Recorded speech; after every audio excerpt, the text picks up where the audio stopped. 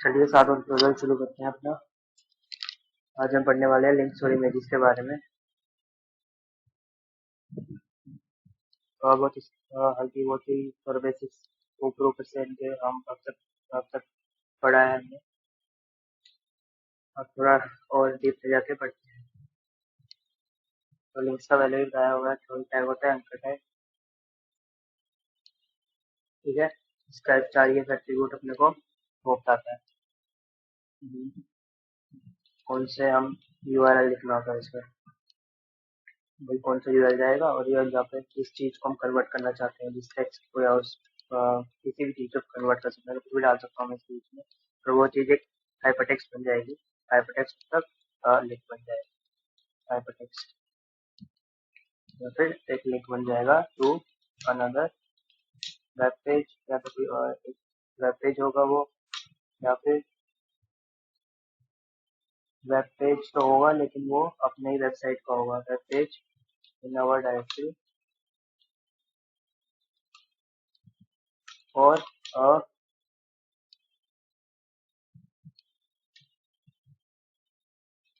Art और area on the same web page,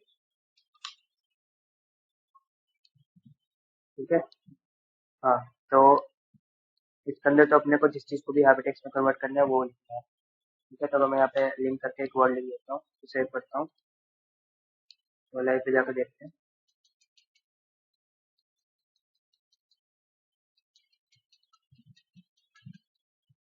तो ये हमारा लिंक बन के आ जाएगा। अपना लिंक जो भी लिखूंगा वो लिंक बन के आ जाएगा। इसमें हम कुछ भी रख सकते हैं, कुछ भी लिख सकते हैं आप, अलग रखने पड़ते हैं।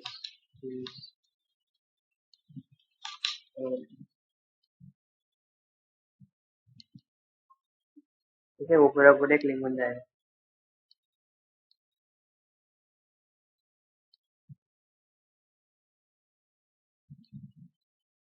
अब चाहे तो इसके अंदर कोई और टैग भी डाल सकते हैं।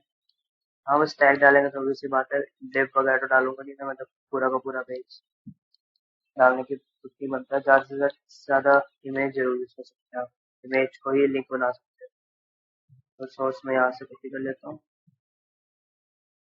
ये मेरी इमेज कॉपी कर लेता हूँ, उसको डाल देता हूँ यहाँ। ठीक है, तो मैंने एंकर टैग के अंदर एक इमेज टैग रख दिया, ठीक है। तो अब जो मेरी इमेज बनेगी, ये इमेज मेरा लिंक बन चुका है। इस पर क्लिक करूंगा मैं तो चला जाएंगे। अभी मैंने यूआरएल स्पेसिफाई नहीं किया है ना, सिर्फ यूआरएल लिखा हुआ है, मतलब कुछ भी रख सकते हैं। अभी इमेज उठा लेता हूँ, जो भी चीज एंकर पे कन्वर्ट करूंगा वो मेरा हाइपरटेक्स्ट, ठीक है। अब इसको लिखता हूँ।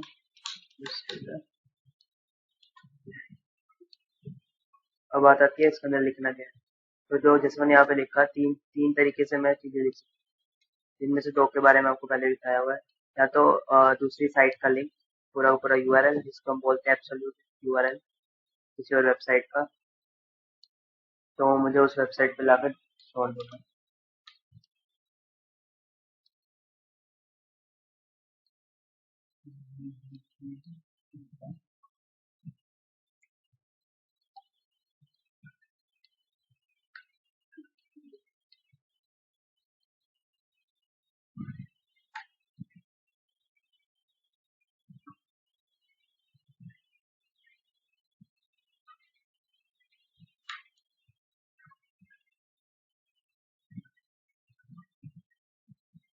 ठीक है, ये मेरी साइट के, मैंने इसका यूआरएल कॉपी कर लिया और मैं अपना यहाँ डाल देता हूँ, ठीक है।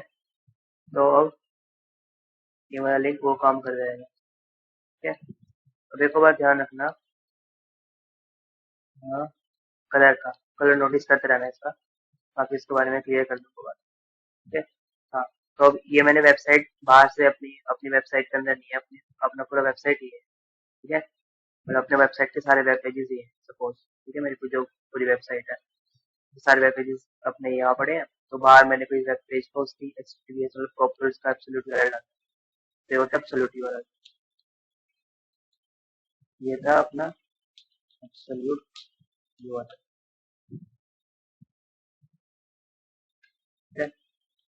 दूसरा होता है रिलेटिव, जो हमने नहीं पढ़ा है उसको बोलते हैं।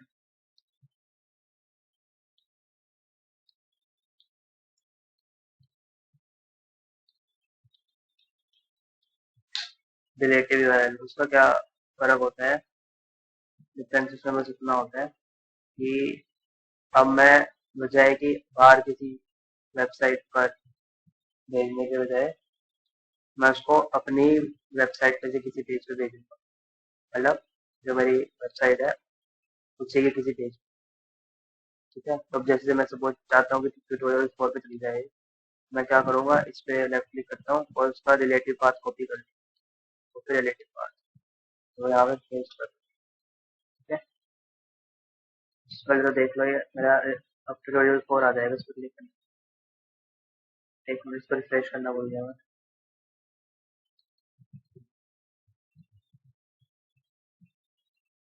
हाँ ये है ना, ठीक है। ये मेरा ट्यूटोरियल 4 था, अगर आपको याद होगा तो।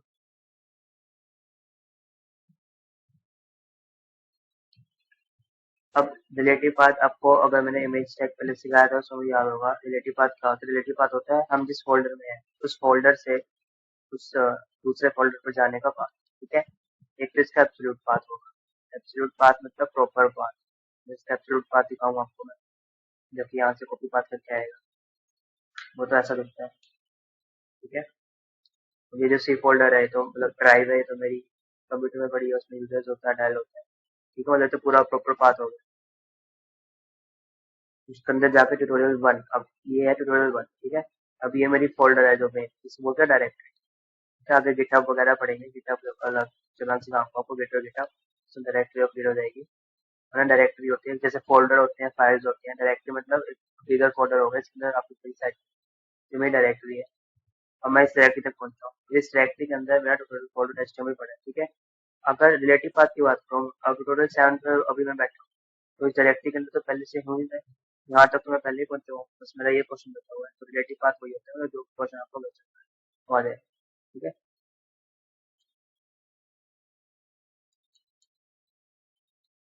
तो ये होगा रिलेटिव यूआरएल, तो बोल सकते हैं भाई मैंने जो लिंक है वो कहीं और नहीं लेके जा रहा है, वो मेरी वेबसाइट के किसी पेज पे लेके जा रहा है। जो लास्ट थर्ड ट्रिक है वो मैंने आपको थोड़ा सा पहले भी बताया था। वो होता है कि उसी वेब पेज पे मुझे किसी पोर्शन में लेके जाना है, तो उसके लिए क्या करूंगा, मुझे जिस और जहाँ पे लेके जाना चाहता हूँ वहाँ पे किसी भी एलिमेंट को आईडी दे दूंगा, और उस आईडी को यहाँ लिख, उसका आईडी का नेम यहाँ लिख दूंगा हैशटैग में, ठीक है। तो बड़ा सा वेब पेज होगा, तो मैंने आपको पहले भी शो किया होगा, इस पर क्लिक करूंगा तो वो वहाँ पे ले जाएगा, सिंपल एज दैट, ठीक है। अब हम इन चीजों को एक स्टैक भी कर सकते हैं एक के ऊपर एक। मतलब मैं चाहता हूँ कि ट्यूटोरियल 4 पे तो जाए, लेकिन साथ साथ वहाँ पे किसी एक पर्टिकुलर एरिया पे, उससे मैं वही काम करूंगा, आप उस एरिया का आईडी नेम, उस एलिमेंट का आईडी नेम डाल दूंगा इसमें, हो गया, ठीक है। जैसे एक ऊपर एक स्टैक भी कर सकते हैं, ये हो गए हम तीन तरीके से मेजर कर सकते हैं। अच्छा, अब इसका एक और एट्रीब्यूट होता है टारगेट। टारगेट एक और एट्रीब्यूट होता है, जिसकी 3 वैल्यूज होती है, ज़्यादा डिफरेंस नहीं होता। टारगेट, ठीक है। अब ब्लैंक, अब तक आप देख रहे होगे जब मैं क्लिक करता हूँ तो वो उसी वेब पेज को मतलब बंद करके एक नई अपनी साइट खोल लेता है जिसमें मुझे जाना है। अगर मैं इसको ब्लैंक कर दूंगा, लेकिन इसके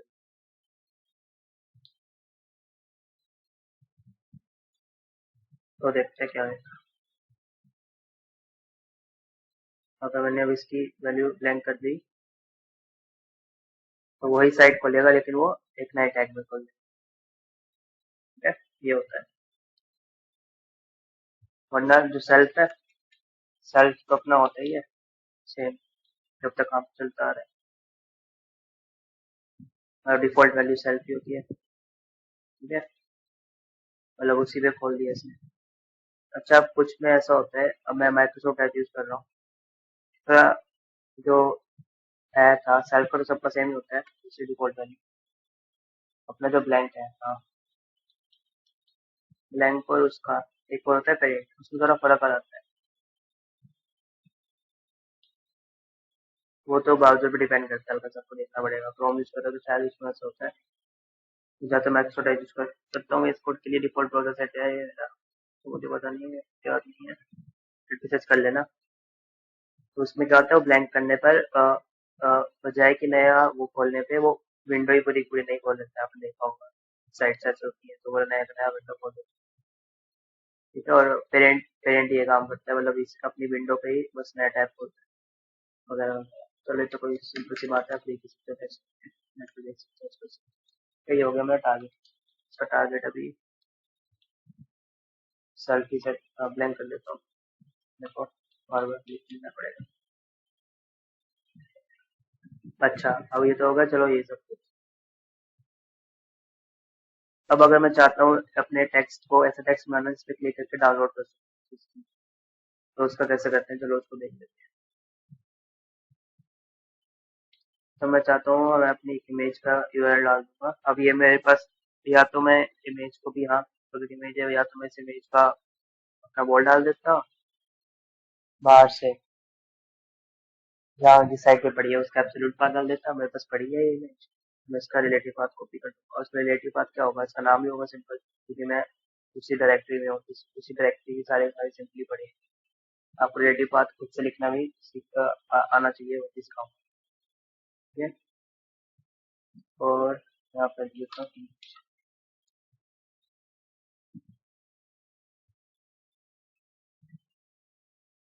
इमेज पर क्लिक करने पर चला जाऊंगा मैं उस इमेज। ठीक है, एंड जब मैं चाहता हूँ ये डाउनलोड हो जाए, तो डाउनलोड करने के लिए सिंपल सा क्या करना है आपको, जब डाउनलोड सिर्फ डाउनलोड एट्रीब्यूट दे रहे हैं, एम्प्टी छोड़ देना है। तो मैं इस पर क्लिक करूंगा, मेरी इमेज डाउनलोड हो जाएगी। सेव नहीं किया था, रिफ्रेश नहीं किया था, और ये डाउनलोड हो गई। ठीक है, ये हो गई डाउनलोड। अच्छा, डाउनलोड का एट्रीब्यूट की वैल्यू अगर आप दे दोगे तो उसका बस ये काम होता है, उसमें से वैल्यू दे दी, तो वो डाउनलोड तो बस वो डाउनलोड इस नाम से होगा, बजाय कि इस नाम से, इस डाउनलोड का नाम दे देना, अगर आप चाहते हो उसका नाम। ठीक है, डाउनलोड का नाम चेंज होगा। ठीक है, पहले ये नाम था, अब डाउनलोड का नाम चेंज हो गया, बस ये डिफरेंस। अब तब तक आप कलर पे ध्यान फोकस कर रहे होंगे, तो जब तक मैंने लिंक पे क्लिक नहीं किया था तब तक वो ब्लू कलर का था, क्लिक करने के बाद अब ये पिंक वगैरह हो गया। ठीक है, तो इस चीज को आप सीएसएस से चेंज कर सकते हो। तो सीएसएस के मदद से जाने से पहले मैं कुछ सिलेक्टर्स के बारे में बताता हूँ। अब तक हमने 3 सिलेक्टर पढ़े थे, first of type, last of pseudo selectors.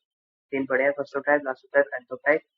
इनके सिमिलर ही एक और होते हैं जो तुरंत बाद में नए बनते हैं। फर्स्ट ऑफ टाइप वगैरह थोड़ा ओल्डर में उसमें काम करते थे,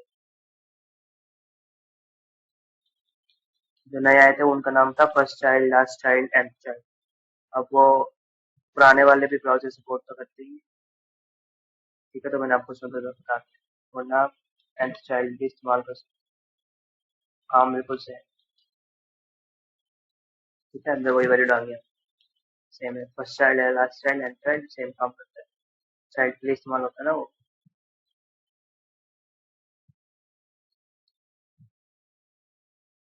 बस उसका डिफरेंस ये होता है कि first of type, last of type की बात कर रहा हूँ, तो उसमें मैं जो आगे एलिमेंट है, जिस एलिमेंट के आगे लगाऊंगा वो एलिमेंट उसी टाइप का होगा, मतलब मुझे यहाँ पे टीआर पे लगाना है तो मैं टीआर पे लगाऊंगा टीआर, और फिर उसके बाद कहूंगा कि इस टीआर का ये टाइप चाहिए, टीआर का फर्स्ट ऑफ टाइप। लेकिन जब एंड चाइल्ड की बात कर रहा हूँ तो नाम से पता जाएगा, मैं उसके टेबल वाले लगाऊंगा, इस टेबल का ये वाले चाइल्ड पे वो कर देगा, तो मैं टेबल लगा के फिर करूंगा टेबल एंड तो चाइल्ड, एंड चाइल्ड, और इस टेबल के इस नंबर वाले चाइल्ड को पे लगाना है, तो यहाँ पे अपनी वैल्यू दे दूंगा इवन करके, तो उसके सारे इवन चाइल्ड पे लग जाएंगे, बस ये difference है। हाँ, हम अब जो हम 3 नए पढ़ने वाले हैं सूडो सेलेक्टर्स, वो है लिंक, विजिटेड और होवर। तो ये लिंक भी काम करते हैं मेन, तो होवर सब औरों के लिए भी काम कर जाता है। लिंक और विजिटेड मेन लिंक्स के लिए, नाम से पता होना चाहिए। यह लिंक बताता है कि जब मतलब एक स्टेट बता रहे हैं अपने एलिमेंट। लिंक का मतलब जब तक मैंने क्लिक नहीं किया था, विजिटेड मतलब क्लिक करने के बाद, और होवर मतलब जब मैं इसके ऊपर जा रहा हूँ, होवर कर रहा हूँ। ठीक है, तो देख लेते हैं इन चीजों को एक्शन में। इसकी स्टाइल के ऊपर डाल देता हूँ मैं यहाँ पे। लाइन स्टाइल ए टैग के ऊपर लगाना है। क्या करना होगा इसका, जीरो एलिमेंट की बात करें तो क्योंकि सारे विजिटेड है तो मैं लिंक जब उनका कलर चेंज करूंगा तो कुछ फर्क तो पड़ा पता नहीं चलेगा था। लिंक अगर मैं चाहता हूँ कि ये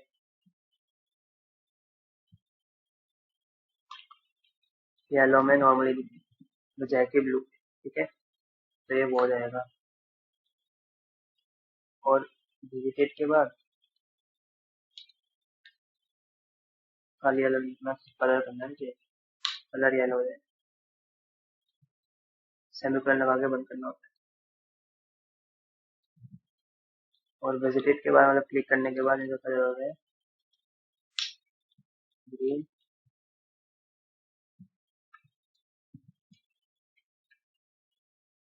पर होवर करने पर मतलब उसके ऊपर माउस लेके जाने पर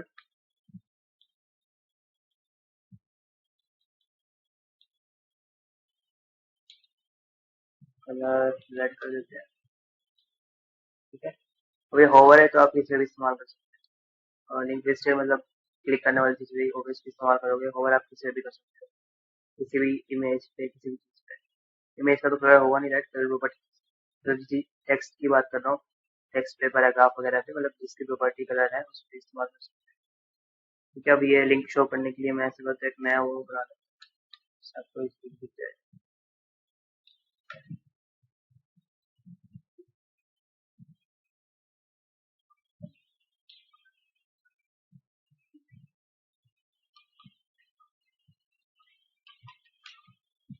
क्योंकि ब्राउजर की हिस्ट्री में स्टोर होता है कि मैंने कौन कौन सा विजिट किया हुआ है, ठीक है। तो सबसे पहला इमेज 2 विजिट नहीं किया था तो ये आ रहा है येलो, जो हमारी प्रॉपर्टी थी लिंक का येलो।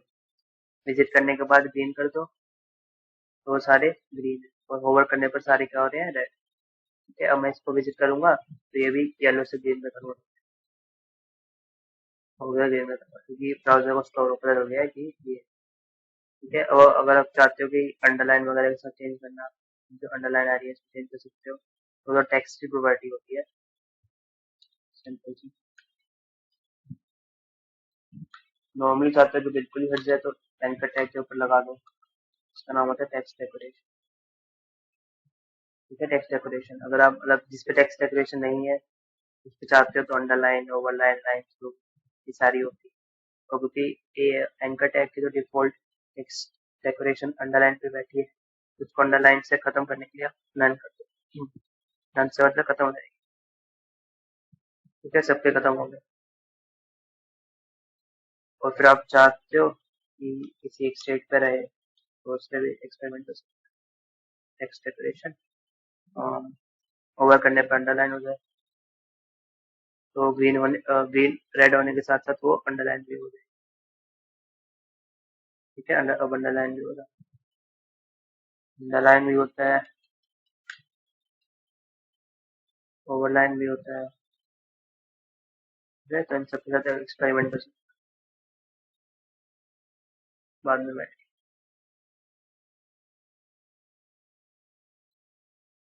तो ये होगा टेक्स्ट डेकोरेशन वगैरह, लिंक के साथ हमने देख लिया कैसे भी जब सीधे से मैनिपुलेट कर सकते हैं अपने उसको। अब आ जाते हैं इमेज पे, आई एम जी। अब आई एम जी इमेज के भी बताया हुआ आपको, ऑल्टरनेट मतलब इमेज नहीं काम कर रही हो तो क्या शो होएगा वहाँ पे, लिख सकते हो, खाली भी छोड़ सकते हो, इमेज नॉट अवेलेबल। ठीक है, अब इमेज के सोर्स में भी वही काम जैसे पहले किया था मैंने, वही दो काम। या तो आप इमेज का साइट का पाथ दे दो, मतलब इमेज तो कहीं यहाँ पे बाहर पड़ी है उसका लिंक दे दो, डाल दो, या फिर एब्सोल्यूट यूआरएल डाल दो, या फिर अपना उसका रिलेटिव पाथ डाल दो। ठीक है, मतलब शो तो दोनों दोनों दोनों पार्ट्स में आपको इमेज शो करेगी, मिल जाएगी। ठीक है, बस फर्क क्या होगा कि कहाँ से लेके आ रहे हैं। ठीक है, फायदा तो ऑब्वियसली होगा, वो पता ही होगा, अगर मेरे पास सिस्टम के अंदर ही पड़ी है तो कम चांसेस है, स्पीड ज़्यादा तेजी से भी लोड होगी, आपकी वेबसाइट पे बहुत सारी इमेजेस हैं, क्वालिटी बहुत ज़्यादा है, ज़्यादा तेजी से लोड भी होगी और चांसेस भी कम। इमेज के खत्म होने के, और आपने डाउनलोड ही कर लिया उसको।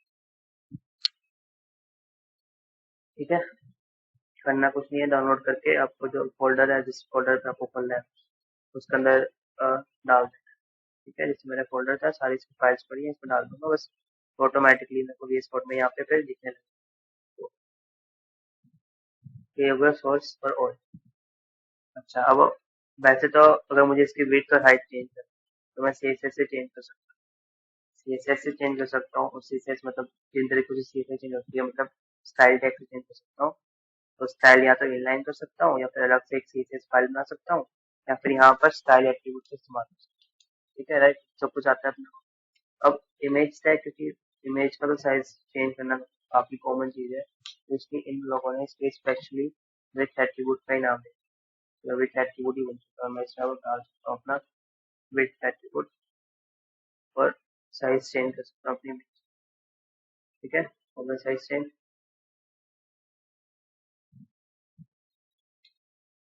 और एक काफी रिस्पॉन्सिव चीज होती है, देखो उसकी क्वालिटी बढ़ाने के लिए, मतलब उसकी साइज बढ़ाने के लिए सिर्फ विड्थ चेंज होती है, उसकी हाइट भी अपने आप आप स्पेसिफाई तो करिए। देखता हूँ, देखता हूँ, आपको डिस्टॉर्ट करके दिखाता हूँ, डिस्टॉर्ट हो जाती है इमेजेस, इसका ध्यान रखना पड़ता है लाइट का।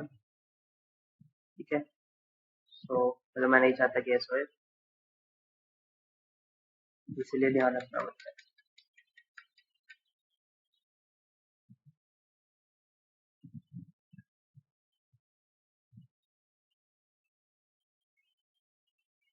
ठीक है, ये तो हो गया। अच्छा, बाकी तो आप जानते हैं कैप्शन वगैरह आपको बस फिगर करना डालना है, कैप्शन से आप कैप्शन डाल सकते हैं इसमें।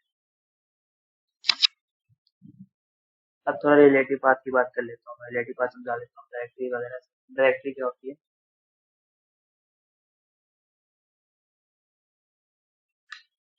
Directory is nothing but just a folder, same चीज है फोल्डर जैसे।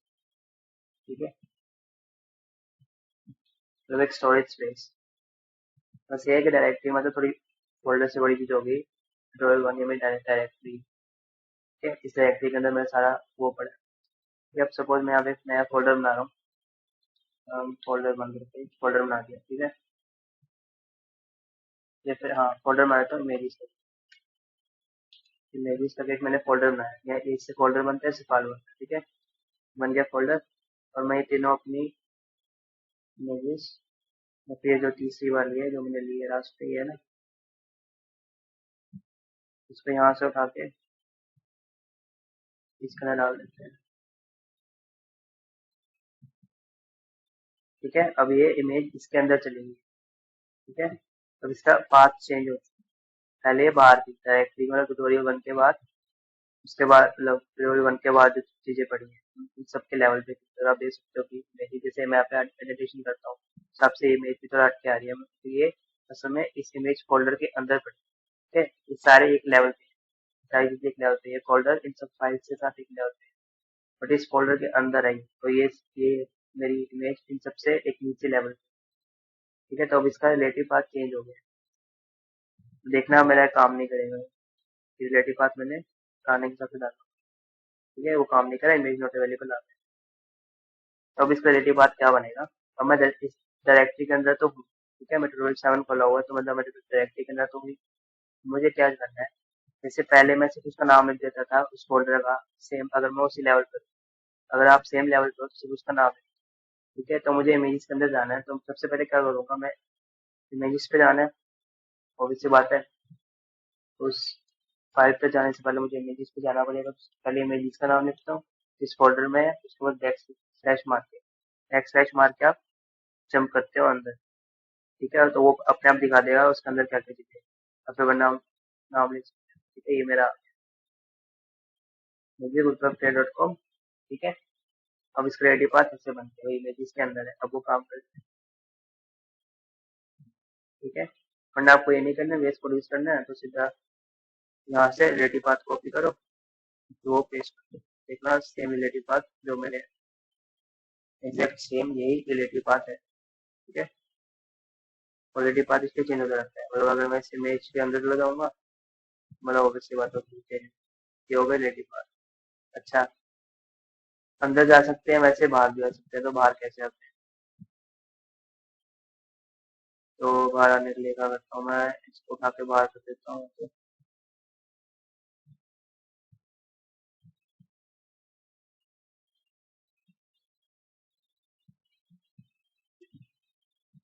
इसको कट करता हूँ, यहाँ पर पेस्ट कर देता हूँ, और अपनी ट्यूटोरियल 7 को कट करके इमेजेस के अंदर उसको के लिए पेस्ट कर देता हूँ। अब मैं इसके अंदर हूँ, क्रिएटिव पाथ फिर से गलत हो गया।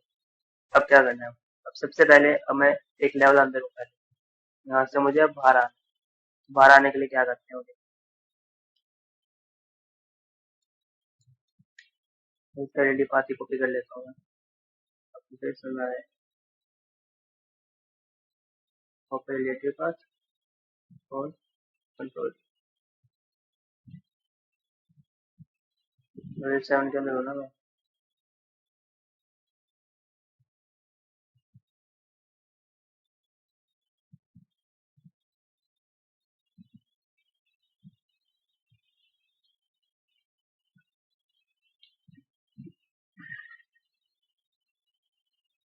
ठीक है, वो डायरेक्टरी तो चेंज कर ही नहीं था, पता नहीं क्यों नहीं होता चेंज। तो ये समझा देता हूँ कैसे करता है वो। ये आपको जब बाद में आप इम्पोर्ट्स कर रहे होंगे फाइल में ज़्यादा काम आएगा, तो आपको पता है क्रिएटिव पाथ कॉपी करना है ऐसे ही है।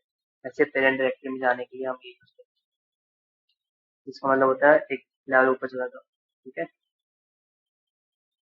तो इसका मतलब होता है मतलब उस अपने उसके ऊपर चले जाओ, होम डायरेक्टरी में चले जाओ। जब आगे गेट का इस्तेमाल करेंगे तब आपको करेंगे, वरना आपको नहीं आएगा, वरना क्रिएटिव पाथ को कॉपी करना काफी आसान है, ठीक है। अब मुझे अपना पूरा स्ट्रक्चर बनाना पड़ेगा फाइल का, डायरेक्टरीज बनानी पड़ेगी इसके अंदर, तब समझ में आएगा आपको। तो थोड़ा बेसिक होगा रिलेटिव पाथ के, डायरेक्टरी का पता चल गया आपको क्या होता है। अच्छा, अब एक और चीज बताता हूँ आपको, index dot H T M L के बारे में।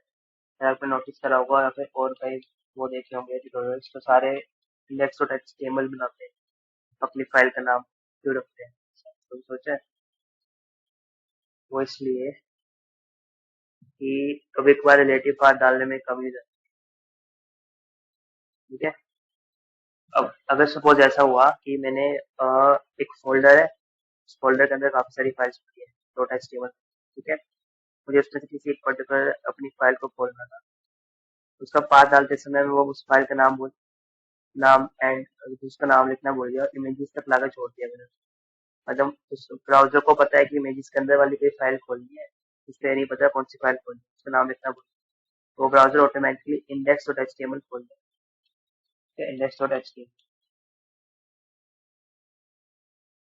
वरना पहले तो ये होता था index dot H T M खोलना, तो index dot H T M जाता है, अब इससे भी सेव कर सकते हो, ये वाली फाइल खोलता है वो। लेकिन अपने VS कोड में उसको उतारने के लिए कौन सी लैंग्वेज तो HTML से बनाते हैं हम, तो इंडेक्स डॉट HTML फाइल खोलते हैं, इसके इंडेक्स से बनाते हैं उसको, ताकि अगर किसी गलती से भी अगर भूल गए हम उसका नाम देना, तो इंडेक्स डॉट HTML खोल दें। इसके आप प्रोजेक्ट्स में देखेंगे, मतलब ऑब्वियस सी बात है, सारे वेब पेज अपने फोल्डर के अंदर होते हैं इसीलिए, ठीक है। हर कंपोनेंट अपने खुद फोल्डर के अंदर होता है, तो आप देखोगे मल्टीपल इंडेक्स डॉट HTML काम कर इंडेक्स डॉट HTML एक ही वेबसाइट के अंदर काफी सारी बना रहे हैं, तो इसलिए काम चल जाता है उनका कि वो अलग अलग फोल्डर के अंदर, तो एक फोल्डर के अंदर सेम HTML दो बार तो हो, दो अलग अलग फोल्डर में हो सकता है। उसका फायदा यही होता है, किसी दिन अगर प्रॉब्लम होगी तो नेक्स्ट HTML वो अपने आप खोल दें। ऐसे और लैंग्वेज के लिए भी होता है, तो आप देखोगे उसके लिए भी मतलब लोग ये यूज करते हैं, बार बार सेम सेम नाम दे रहे हैं, तो ये कारण होता है, ठीक है। अब थोड़ा सा उसके बारे में बता देता हूँ मैं, इमेजेस के उसके बारे में, फॉर्मेट के बारे में, तो सब सारे सुन रहे होंगे आप, GIF, PNG और JPG, ठीक है। मेन तो ये तीनों होते हैं। GIF सबसे लो उसका होता है, इसमें काफी सिंपल सिंपल आती है फोटोज, मतलब बहुत कम क्वालिटी होती है इसकी फोटोज की। तो अगर आप GIF में इमेज है आपकी, तो obviously वो सिंपल सा कोई कार्टून होगा, कोई सिंपल से कलर वाली इमेज होगी, या तो और कैसे कन्वर्ट करते हो अगर आप नेट पे कन्वर्जन करते रहते होंगे तो आपको पता होना चाहिए कि जी अगर मैं जेएस में कन्वर्ट कर रहा हूँ तो उसकी रिजोल्यूशन वगैरह कम है, तो वो क्यों होती है बता देता हूँ। ये तीनों जो है एक कंसेप्ट पे बनी है, इसका नाम है बिटमैप। ये तीनों बिटमैप फॉर्म की मेरी। बिटमैप में क्या होता है, हमारा हर एक कलर रिप्रेजेंट होता है कुछ नंबर्स 0 1 के, सपोज रेड में मतलब किसी से भी रिप्रेजेंट होता है, ठीक है। मेरी एक कलर है, तो जैसे आप जानते ही होंगे मेरी पूरी पूरी विंडो स्क्रीन पिक्सल्स में बटी होती है। पिक्सल का मतलब वही कलर। सर यहाँ पे एक छोटा सा पिक्सल है, उस पिक्सल का कलर ब्लैक है, तो वो एक बिट मैप बन जाता है पूरी पूरी स्क्रीन का, ठीक है। कोई भी इमेजेस पूरी इमेज का मैप बन जाता है भाई। लिटरली एक बड़े बक्से में जितने भी पिक्सल है आपकी इमेज पर, जितनी ज्यादा पिक्सल होगी उतनी ज्यादा क्वालिटी होगी, मतलब उसके सारे कलर कलर मतलब यहाँ पे ये कलर है, यहाँ पे ये कलर है, उसके बाद ये कलर, उसके बाद ये कलर है, इससे काम होता है, इसको बोलते हैं bitmap। ये तीनों के तीनों ही bitmap पे काम। तो ऑब्वियस सी बात है, जिसके पिक्सल्स ज्यादा होंगे उसके ज्यादा वो होगा, तो अपनी जो जीआईएफ है उसके अंदर अ, 8 बिट वाली वो काम करती है, ठीक है। मतलब उसके हर एक कलर 0 1 से तो बना है, और उसकी जो लेंथ है हर एक कलर की वो है 8 8 बिट के, 2 3 4 5 6 7 8, 8 बिट की लेंथ, ठीक है। फिर 8 बिट की लेंथ हर एक वैल्यू मतलब 0 या 1 ले सकती है, तो 2 8 मतलब 256 करीब कलर है उसके, ठीक है। मतलब जेआईएफ के पास 256 कलर है, और अगर आपकी इमेज में 256 कलर के अलावा कोई और कलर आ गया तो वो कलर तो ऑब्वियसली शो नहीं कर पाएगा, उससे क्लोजेस्ट जो भी कलर होगा उसको यूज करिए, इससे आपकी इमेज की क्वालिटी खराब हो सकती है, ठीक है। पीएनजी सेम होता है जीएफ जैसा, बस एक डिफरेंस होता है कि जीआईएफ में तो ओपेसिटी करके एक वैल्यू होती है, ओपेसिटी ट्रांसपेरेंसी वगैरह ओपेसिटी, पता होगा आपको, पहले बताते 0 से 1 के बीच में। जीआईएफ के पास ओपेसिटी की भी सिर्फ 2 वैल्यू होती है, या तो वो पूरा पूरा ट्रांसपेरेंट है या फिर 1, ठीक है। बस पीएनजी के पास उस ओपेसिटी की भी एक्स्ट्रा वैल्यू आ जाती है 56, 56 एक्स्ट्रा वैल्यू आ जाती है उस मतलब ट्रांसपेरेंसी की ओपेसिटी, मतलब वो उन्हीं कलर्स को थोड़ा शेडिंग भी कर सकते हैं। और जेपीजी की तो बात ही क्या करूँ, उसमें होता है 24 बिट का, तो 2 to 24 बनता है, होता है 16 मिलियन कलर्स का पैलेट है इसके पास, तो ऑब्वियसली बात है उसमें तो सारा काम हो जाता है, तो अपनी ह्यूमन आई डिफरेंस बता सकती है, ठीक है। अच्छा, अब बिट मैप वैसे तो बढ़िया है, जेपीजी में है, सब कुछ साथ में चलता है, फिर मेरी सारी जेपीजी में क्वालिटी देख सकते हैं, इसलिए काफी अच्छी है। लेकिन बिग मैप में अपने साथ प्रॉब्लम है। अब जो मैंने वॉलपेपर लिया है, वॉलपेपर है तो उनका पूरा का पूरा साइज है, अगर मैं छोटी साइज की इमेज होती है अगर मैं उसको बड़ा साइज कर देता तो ऑब्वियस सी बात है पिक्सल फट जाते हैं उसके, ठीक है। तो क्या होता है, बिट मैप छोटा सा पड़ा है, मतलब उसमें सपोज 10 बाय 10 का है, 10 बाय 10 करके 100 पिक्सल है, ठीक है। और वो जो कलर बता रहे हैं उसका, अगर मैं उसका साइज बढ़ा के 20 बाय 20 कर दूँ तो कैसे वो 100 पिक्सल 400 पिक्सल की जगह कैसे ले, मतलब वही बात है, वो पिक्सल फट जाए।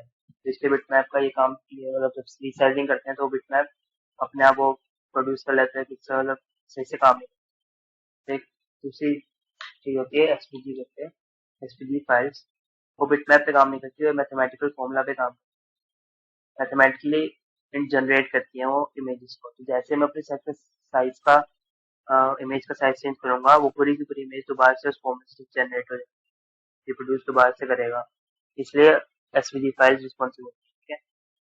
अब वही बात है, कन्वर्जन अगर एसवीजी में हो जाए तो बढ़िया है, अगर आपको एसवीजी मिलनी है तो बस पता होना चाहिए आपको, भाई ये काम होता है, तो एसवीजी का नाम ये होता है।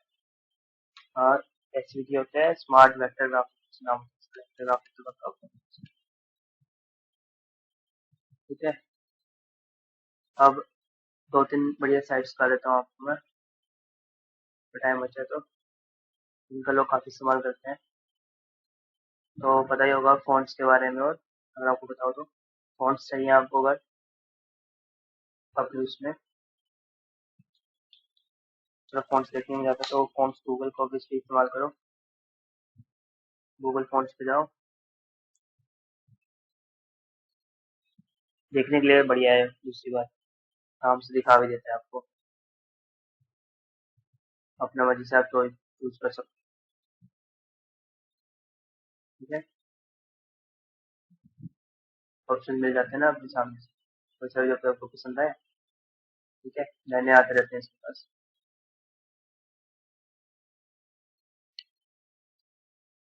जो पसंद आ गया उस पर चले जाओ, क्लिक कर लो। अपना उसका साइज भी बता देता है, ये अलग अलग वेट का। ये आप सेट भी कर सकते हो, लेकिन कोई बात है, सेट करोगे थोड़ी क्वालिटी खराब होगी। अब अगर आप उसी पर्टिकुलर क्वालिटी का लोगे, मतलब 400 का, बजाय कि 300 पे जाने का इसको बोल्ड करने के बजाय अगर मैं 400 का ही ले लूँ, फिर उसका ले लो, तो वो थोड़ा क्वालिटी उसकी अच्छी रहेगी। थोड़ा फर्क पड़ता है, वैसे टेक्स्ट छोटा ही उसका होता है। ठीक है, इस पे जाने पे क्लिक कर दो। तो यहाँ पे आपकी ये एक लिंक बना देगा अपना, जो आप मतलब एक से ज्यादा भी ले सकते हो। तो जो आप लेते रहोगे वो सारे यहाँ पे स्टोर होते रहेंगे। ठीक है, अब मैंने रोबो तो पहले लिया होता है, इसको खत्म कर दिया। ठीक है, उबंटू को मैंने 2 ले लिए। लिंक लेना, लिंक ले लो। वैसे मैं ज्यादातर इम्पोर्ट करता हूँ। इम्पोर्ट करोगे आप स्टाइल शीट में डालोगे। ठीक है, तो देखो स्टाइल के बाद दे देगा, और आप ध्यान से देखोगे इसके फैमिली में आपको दिख भी जाएगा उबंटू वेट 507। ठीक है, क्या करना है आपको, इसे कॉपी करना है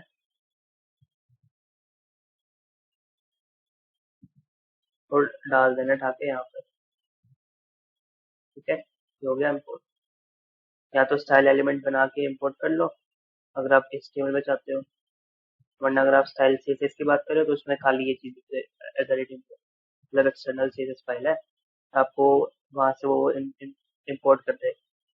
उसके बाद आपको बस वही सेम सिमिलर फॉन्ट फैमिली करके इसका नाम लिख देना बस। यहाँ से उसको देख लो रूल कैसे है, CSS रूल का नाम, वो भी कॉपी कर लो। कॉपी कर लिया मैंने, और ये मैं ए में डाल देता हूँ। ठीक है, मेरे वो चेंज हो जाएगा। अच्छा, तो 7 को वापस लेके आना है, तो इसको निकाल देता है यहाँ से।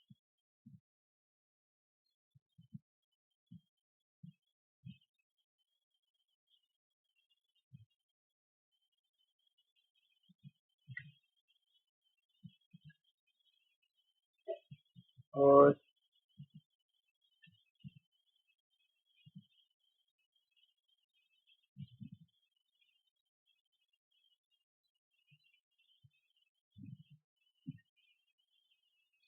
क्या फर्क आ गया,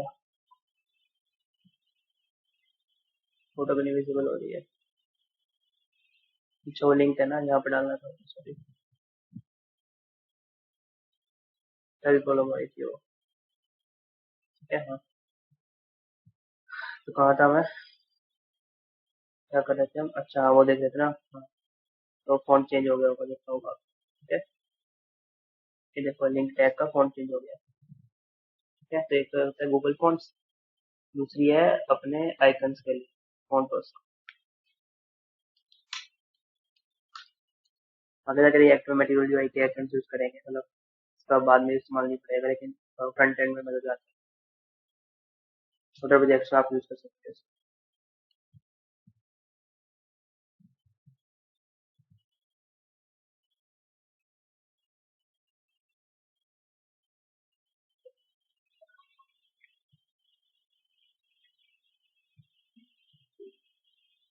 ठीक है, देख लिया होगा फाउंडेशन आइकन प्रोवाइड करता है। तो जो आप देखते हो इंस्टाग्राम वगैरह के आइकन कहाँ से आते हैं, और यहाँ से। ठीक है, ज़्यादातर लोग इस पे डालते हैं। कभी सर्च करो किसका चाहिए मुझे, फेसबुक का चाहिए, फेसबुक का देगा, क्लिक का भी। ठीक है, कुछ भी शॉपिंग कार्ट दे दो। ठीक है, जो आइकन पसंद आया उस पर चले जाओ। अच्छा, इसमें लॉगिन करना पड़ सकता है, जहाँ सारे फ्री हैं, कुछ आइकन पेड होते हैं, कुछ आइकन मतलब फ्री में सब कुछ मिल जाता है। यहाँ पे लिखा जाएगा start using this pro icon, तो अगर प्रो नहीं लिखा मतलब आप फ्री है, तो अब यहाँ पे कर सकते हो। तो आप डाउनलोड कर लो इस आइकन को डाउनलोड कर लो। ठीक है, तो एज एन आइकन डाउनलोड हो जाएगा ये। ठीक है, इसको डाउनलोड करके अपने उस फोल्डर में डाल दो। ठीक है, तो फिर डाउनलोड कर ली देता हूँ,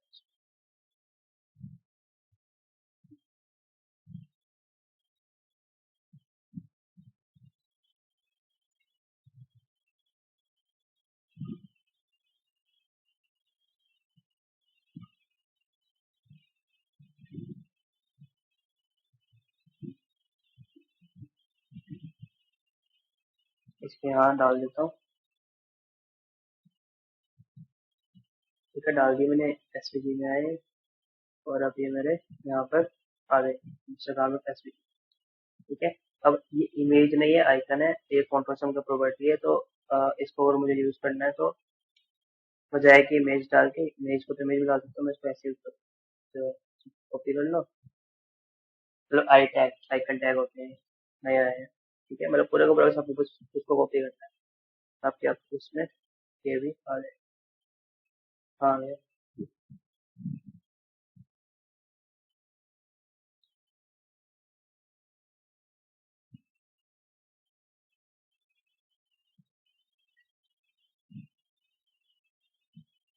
लॉगिन नहीं किया ना मैंने शायद। ठीक है, और दूसरा काम, अच्छा उसको लॉगिन करना पड़ेगा। लॉगिन बाकी प्रोजेक्ट्स में यूज करूंगा प्राउमर वाला से। लॉगिन कर लेना है, इसमें जाके साइन इन कर लेना है, तो आपको एक किट प्रोवाइड कर देगा। तो वो किट करने के बाद आपके पास अपना खुद का एक लिंक होगा, मतलब लिंक होगा इम्पोर्ट करते जैसा ही @import, इसमें उसमें यहाँ पे आपकी किट की जो भी आईडी है वो भी रजिस्टर्ड होगी, मतलब आपके पास अपना खुद का होगा। आपको वो चीज इम्पोर्ट कर देनी है, उसके बाद फिर ये काम करने लगेगा। ठीक है,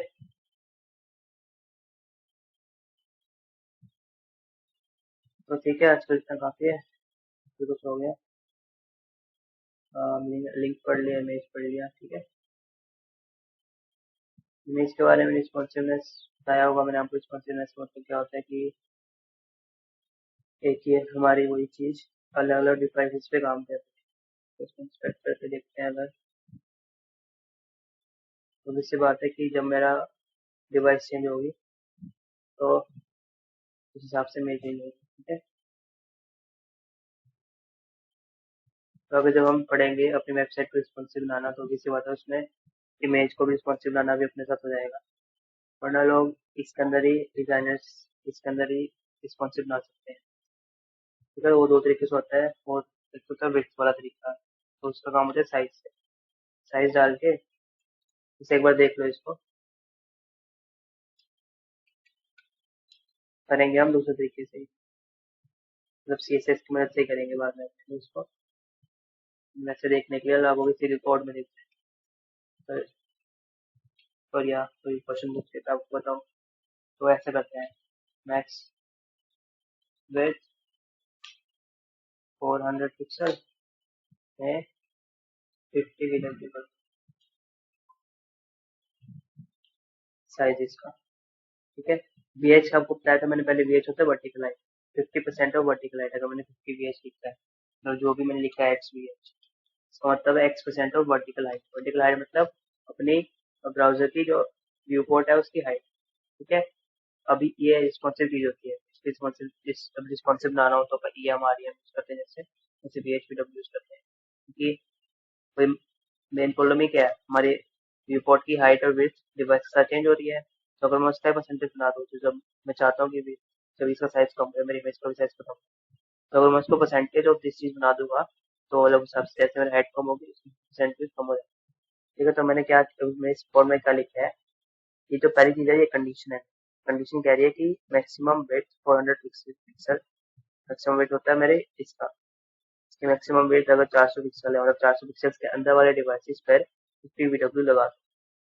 यहाँ से समझ दोबारा से, 400 पिक्सल से कम वाले साइज के डिवाइसेस पर मेरी ये लगा दो प्रॉपर्टी, 50 VW इसका साइज कर दो, ये बोलता है। ठीक है, तो चेंज समझ में आ गया आपको। हाँ, ठीक है, और थोड़े 400 से कम वाले पे जाता हूँ। ठीक है, ये काम हो रहा है। एक्चुअली ये होती है, बाकी हम इसको मैक्स विड्थ को भी पढ़ेंगे, मैक्स विड्थ को अलग से CSS में यूज करना सीखेंगे, तो सब बता। एक और काम लोग करते हैं, सोर्स सेट का इस्तेमाल करते हैं। सोर्स सेट में आप क्या कर सकते हो, सोर्स सेट में दूसरा तरीका क्या यूज करते हैं, सोर्स सेट में एक से ज्यादा इमेज डाल सकते हो। क्योंकि उसमें क्या होता है, इमेज तो एक ही चीज की होती है, उसका साइज अलग होता है। ठीक है, उन तीनों इमेजेस का साइज अलग होता है, मतलब एक ही इमेज अलग अलग साइज के हिसाब से नहीं से बनाएंगे। ठीक है, वहीं से कहीं से बैक से या आपको मिला हुआ है भाई, इसी साइज में इसका क्वालिटी सेम लोड करने के लिए, तो आप डाल सकते हो तीनों, मतलब एक से ज्यादा इमेज डाल दिए। तो मुझे क्या करना है, ये इमेज चाहिए, लेकिन मुझे ये इमेज चाहिए अपनी इस साइज की जगह, तो वो ये हो जाएगा, मतलब 500 पिक्सल की स्क्रीन पे मुझे ये वाली इमेज चाहिए।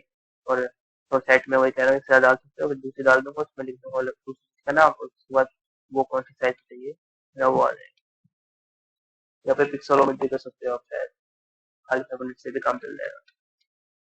ठीक है, इसे समझाने के लिए फिर यूज नहीं करते, हम तो नहीं करेंगे फिलहाल।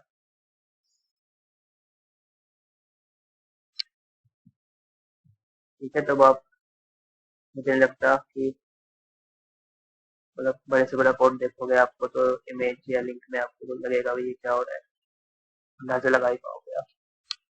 बाकी सबका स्टाइल चॉइस होते हैं अलग अलग, तो डिपेंड करता है। ठीक है, चलिए आज के लिए इतना ही। चैनल को सब्सक्राइब कर देना अगर आज की वीडियो पसंद आई हो तो। आज तो मैंने काफी अलग अलग टॉपिक्स बताए हैं, थोड़ा इंटरेस्टिंग रहा होगा आज का लेक्चर। थोड़े दिन में जब हम स्टोर चीज खत्म हो जाएगा और फिर प्रोजेक्ट बना लेंगे तो आपको गिटहब वगैरह भी सिखा दूंगा, गिटहब गिट के बारे में। उसके बाद आप अपना रेज्यूमे बनाना शुरू कर सकते हैं, पोर्टफोलियो वगैरह। ठीक है, तो फ्रंट एंड मतलब खत्म, मतलब जावास्क्रिप्ट तो चलती रहेगी, जावास्क्रिप्ट एंड तक चलती रहेगी, सॉर्ट ऑफ फ्रंट एंड आपका शुरू होने लगेगा। ठीक है, उसके बाद फ्रंट एंड में वैसे तो आपका, वैसे आपको क्या रोड मैप की बात करूँ, किसी अपना जो रोड मैप है वो कैसा रहेगा।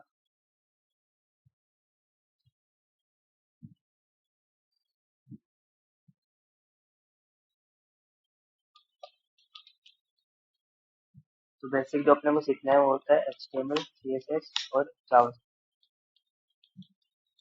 ये 3 लैंग्वेज है जो अपने को सीखनी है। ठीक है, राइट।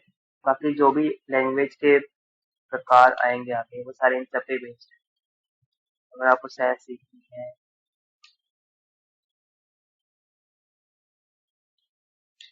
JSX हो गई, AJAX हो गई, मतलब ये सारी चीजें लैंग्वेजेस ही हैं ये भी, बस ये लेकिन वो इन्हीं से बनी, बल्कि जावास्क्रिप्ट और HTML की कॉम्बिनेशन को बोलते हैं AJAX, JSX वगैरह। ठीक है, तो आपको बेसिक लैंग्वेज ये 3 सीखनी है, और उसमें मैं बोलूंगा आपको जावास्क्रिप्ट में, तो जावास्क्रिप्ट आप सीखते रहोगे, उसमें माहिर होते रहोगे। HTML CSS का डीप में जा सकते हो, आपको डीप, बस वही बात है, आपको डिजाइनर बनना है, स्पेसिफिकली डिजाइन में जाना सकते हैं तो आप स्पोर्ट डीप में जा सकते हो, वरना मैं आपको जितना हो सके उतना डीप में जाने की कोशिश करूंगा, तो मोर देन कुछ था। प्रैक्टिस की बात होती है बस, वो तो कुछ ज्यादा उस पर।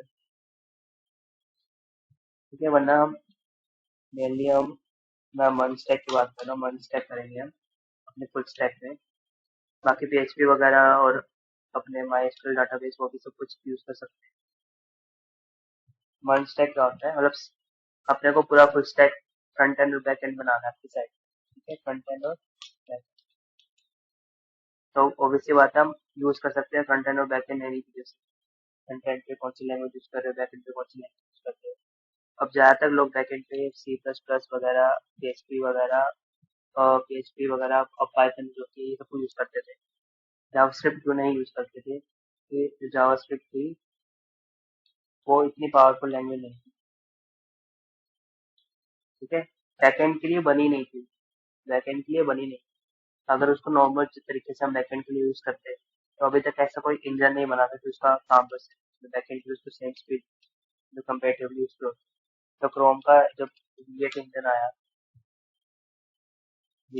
आया, 8वां वर्जन आया उसके इंजन का, जो कि बना तो ऑब्वियसली ब्राउजर है, फ्रंट एंड के लिए था, लेकिन वो इतना पावरफुल था कि उसी का सिमिलर, उसी पे बेस्ड एक नोड JS करके लोगों ने बैकएंड के लिए किया, जिससे हम अब जावास्क्रिप्ट बैकएंड के लिए यूज कर सकते हैं। तो ये मंस्टैक इन 4 चीजों से बना है। MongoDB जो अपना NoSQL डाटाबेस है,